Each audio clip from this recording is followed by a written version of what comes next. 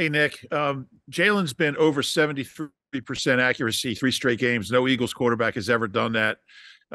His accuracy each year of his career has gone up, as you know. What's kind of gone into specifically that aspect of his game, uh, the accuracy that he's shown this year and especially over the last few games?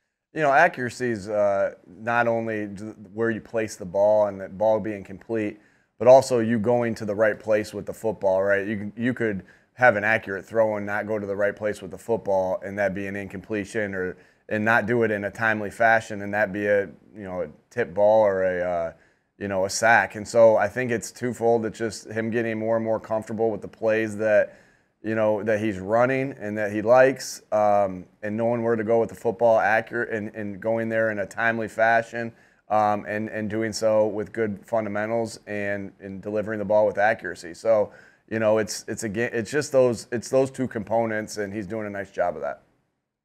Go ahead, Chris, and then Tim. Afternoon, Nick. Hey, With Chris. Dallas being with his injury right now, what's your thoughts on this current crop of tight ends that you currently have on a roster? Is there any consideration of possibly going outside the organization to adding any more? We'll always look for the best ways to make this team better, and see what Obviously, you're limited as far as any trades or anything like that. We're hopeful Dallas will make a good, clean recovery and be back sooner. When he's ready to be back. But we'll always be looking to how he does a great job, always looking to improve the football team. And so we like the guys that we have on this roster. We're excited about them. We're excited about them to get an opportunity. There's different ways you can supplement not having the tight end, having Dallas also. It doesn't just fall on Jack Stoll, Grant Calcaterra. It just doesn't fall, Albert.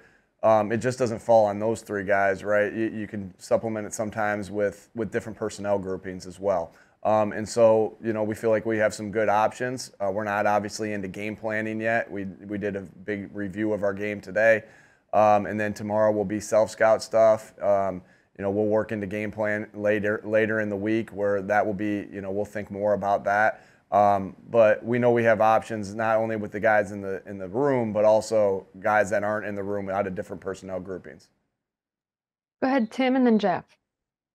Nick, after reviewing the string of three and outs near the end of the game, what was your takeaways? Yeah, when you're backed up, you're backed up on the minus 1 yard line. You're limited, obviously, in the things that you can do. So the backed up one, we gave ourselves some breathing room on the first play with a sneak. We were a little off on the next play, and then just didn't convert on the screen that we threw on the last play. We felt good about all those. Gave ourselves some breathing room to give Braden an opportunity to punt the ball back to him. The other one is a situation. We're in 4-minute. We're trying to get them to burn their timeout, so we're being pretty conservative. And I think, as that drive started, as we look at it, I'm good if we give them the ball back with under 40 seconds or under 50 seconds, pardon me, inside the 20 with no timeout. So you're playing that how the situation it calls for. I'd say one true 3 and out. I think when you just look at the stats and don't look at the context of the way that the plays happen, I guess it's easy to say, hey, 3 and outs. Well, we'd like to keep those drives going. Of course we would like to convert backed up. Of course we'd like to keep a drive going in a 4-minute. But those are played the way they're played because of the situation of the game and that we're in and where the ball is on the field. I'd say really on that one, then the 1 3 and out, we just got to do a better job putting the guys in positions to succeed, and we got to do a better job executing. Like that's always going to be that when we have a 3 and out anytime in the game, which is the one that we had an incomplete pass to AJ on the last play. It looked like AJ had a hard time seeing that ball for whatever reason.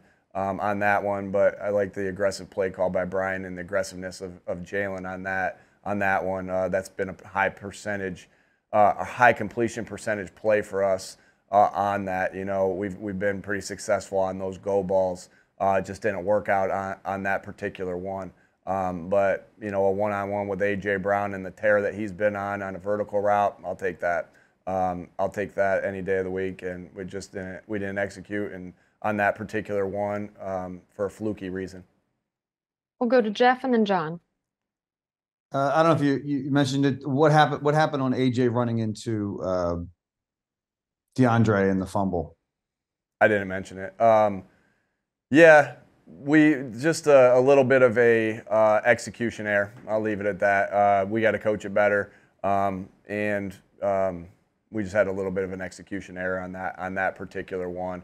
We ran that play a couple times in the game, didn't have an execution error, so on those earlier. But we just got to make sure in different scenarios that we do a good job of reminding them so on those things. But and so again, that can't happen in that particular case. We got to coach it better. We got to execute it better. Go ahead, John, and then Brooks. Hey, Nick. Slay at the end of the game kind of said that he wanted to take CD no matter what. How do you sort of take that when you have veteran players that want to take ownership of the game? And how do you obviously filter that? Because you can't just let people do whatever they want. But so it's kind of, how does that work? Yeah. Yeah, I mean, there's different things. You can't just play one coverage. You can't just put one guy on somebody. You'll be figured out fast there. Obviously, admire the fact that Slay wants to go against the best, and because he's one of the best, and so you admire that.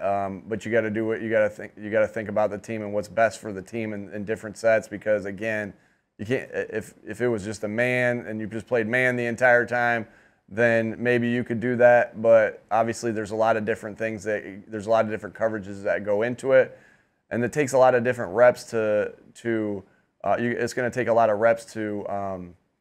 Execute different things that, different types of the coverages. So admire his willingness and want to do that. We know we're on the drawing board trying to figure out, better ways to take away a guy like CD, and we'll get better at that as we continue on through this year. Go ahead, Brooks, and then Dave. Nick, on that, where do you see the nickel position going forward? You get Roby back maybe in a couple weeks, and how do you? Where's your confidence in Eli Ricks and in that position, and how do you evaluate that going forward right now? Yeah, we feel like we have options. Again, we have to put the guys in position to succeed, and then the guys have to go out and execute. And so that's a team thing of how we do that. And we have confidence. The reason Eli and Sydney were out there yesterday is because we had confidence in them to do the job. Again, did the stat sheet look pretty with 375 yards passing? No, but did the scoreboard look pretty? Yeah, I mean. To hold a team like that to 6 points in the second half is pretty darn good, and to 23 points in the game's pretty good. And so, and then we're excited when Bradley Roby gets back, and we know he's a big time player, and we're excited that he's on this team, and excited that we have a chance to get him back this year. So, got confidence in the group, and we feel like we have options at the group. Again, Howie's done a great job of bringing in depth and. Through the midst of some things where we've had some injuries at this defensive back position, and so we'll continue to get guys ready. Guys will continue to get themselves ready, and I'm comfortable with the group moving forward in the season. We'll go to Dave and then Martin. Hey, Nick, any idea why the run game hasn't been clicking like we're accustomed to seeing, and how big of a part of your self-scout will that be this week? Yeah, I just think that the run game is executing differently than what you've seen. Again, when you just look at a stat book, you're not going to get that information exactly the way it is, right? So, we run a jet sweep to DeAndre that goes for 22 yards, but that counted as a pass. That's a run. Right, that's a run. It's just the way we gave him the football. Some teams are under center, and turn around and hand it to the guy. Some teams that are gun teams catch it and pitch it forward.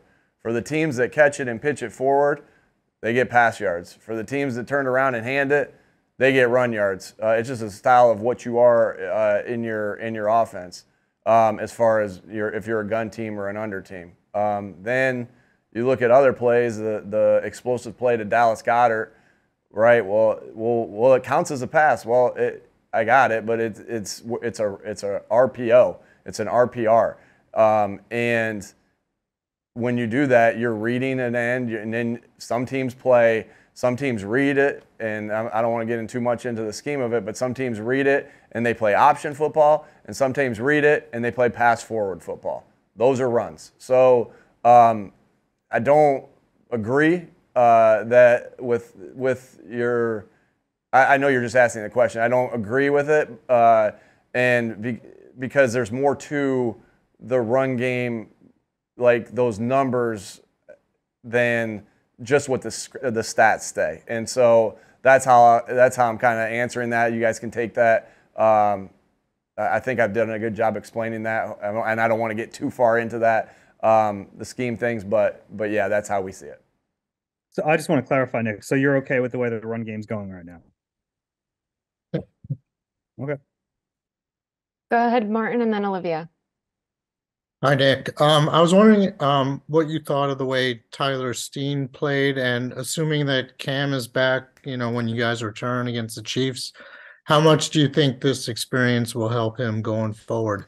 Yeah, good question, Martin. I think he played pretty good. Obviously, he's going to want plays back. There's a couple times he got matched up with some different guys, and you got to go through some of those adversities to continue to grow as a player. I thought he played a good game though, being his first start, being a rookie, going against a really good defense. I thought he played a good game. And obviously, anytime you get reps, that's beneficial for you. And he did a good job. He's in between Jason and Lane, so that obviously helps. But that was a good front that we went against, and I thought he did a lot of good things. And I thought he got more and more comfortable as the game progressed. We're going to need all hands on deck continuing on, start going into this next game versus Kansas City. So we'll need Cam, we'll need Tyler, we'll need Sua, and glad we have the depth that we have, and look forward to them continuing to grow as players. Go ahead, Olivia, and then Al.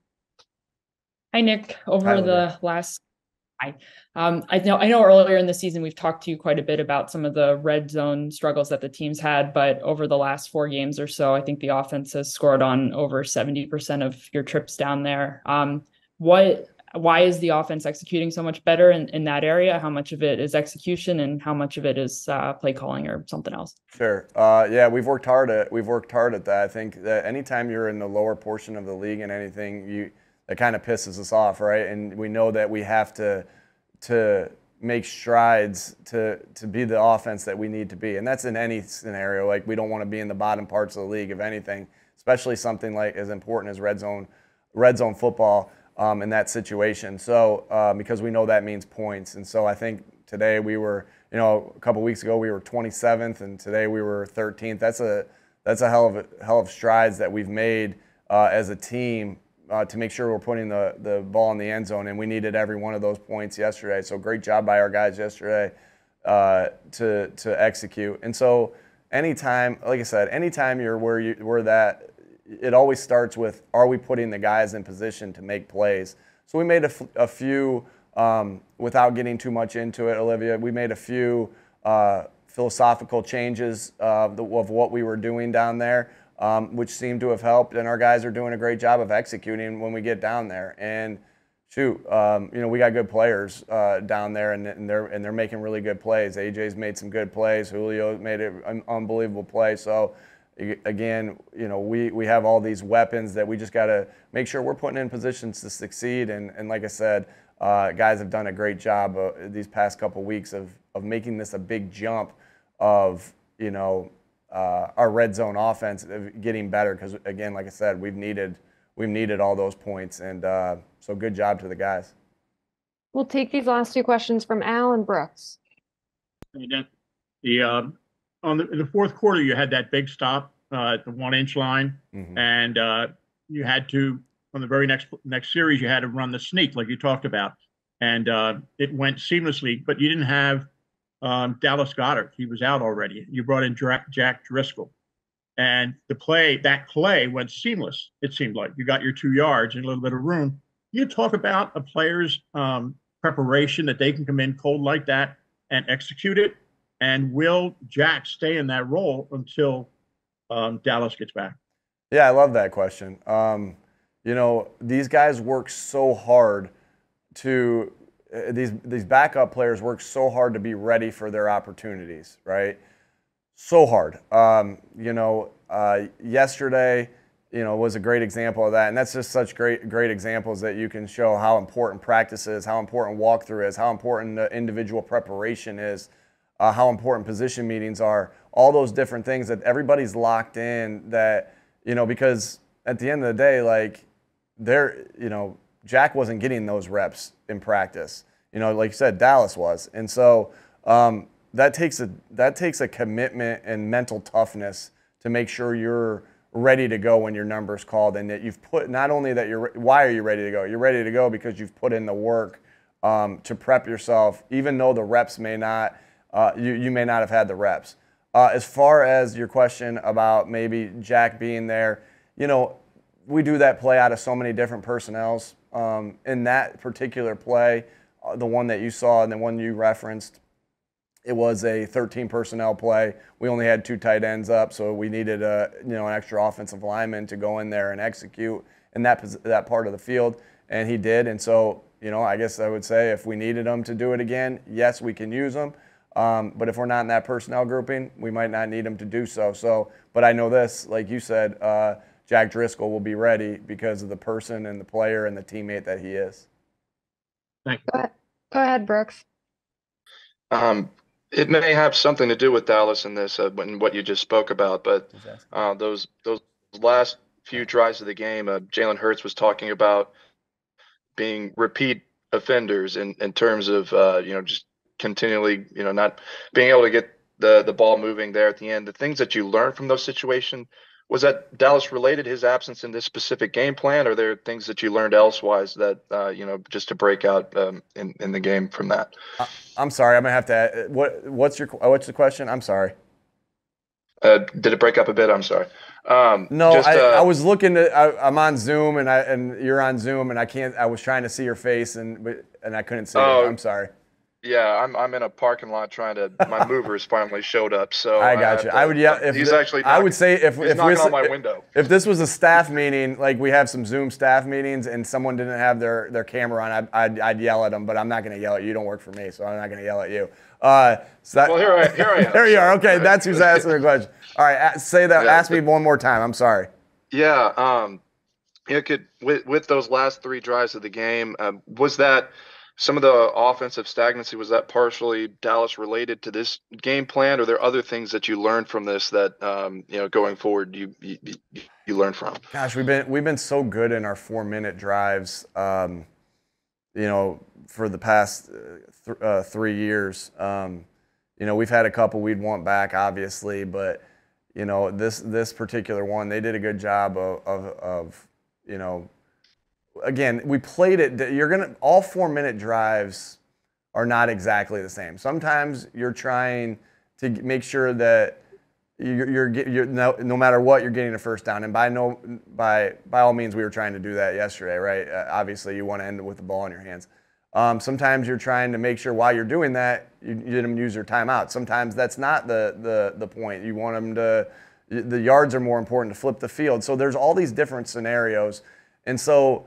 That was a unique scenario, probably a little similar to our Minnesota one where we punted it back to them, I think with like 20, they got the ball back with 20 seconds left in a similar position. We just had a little bit more time.